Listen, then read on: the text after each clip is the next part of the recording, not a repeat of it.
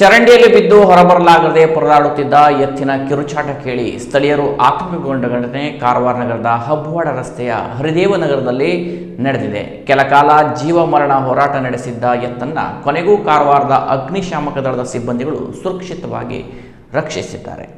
ಹರಿದೇವ ನಗರದ ಚರಂಡಿಯೊಂದರಲ್ಲಿ ಎತ್ತು ಬಿದ್ದಿದ್ದು ಮೇಲಕ್ಕೆ ಏರಲು ಸಾಧ್ಯವಾಗದೆ ಕಿರುಚುತ್ತಿತ್ತು. ಎತ್ತಿನ ಕಿರುಚಾಟ ಕೇಳಿ ಸ್ಥಳಕ್ಕೆ ಧಾವಿಸಿದ ಸ್ಥಳೀಯರು ರಕ್ಷಿಸಲು ಪ್ರಯತ್ನಿಸಿದರೂ ಸಾಧ್ಯವಾಗಲಿಲ್ಲ. ಬಳಿಕ ತಕ್ಷಣವೇ ಅಗ್ನಿಶಾಮಕ ಇಲಾಖೆಗೆ ಮಾಹಿತಿ ರವಾನಿಸಿದರು.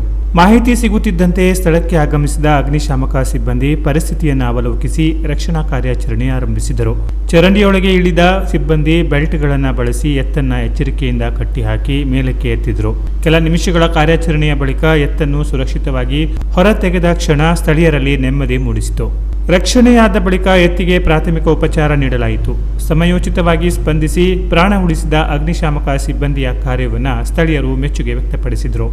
ಕಾರ್ಯಾಚರಣೆಯಲ್ಲಿ ಅಗ್ನಿಶಾಮಕ ಠಾಣಾಧಿಕಾರಿ ಮಹಾಬಲೇಶ್ವರ ಗೌಡ ಹಾಗೂ ಸಿಬ್ಬಂದಿಗಳಾದ ಬಸವರಾಜ ಉಳ್ಳಾಗಡ್ಡಿ, ರವಿರಾಜ್, ಮಿಥುನ್ ಅಂಕೋಲೇಕರ್ ಮತ್ತು ಕುಮಾರ್ ಕೆಎನ್ ಭಾಗವಹಿಸಿದರು.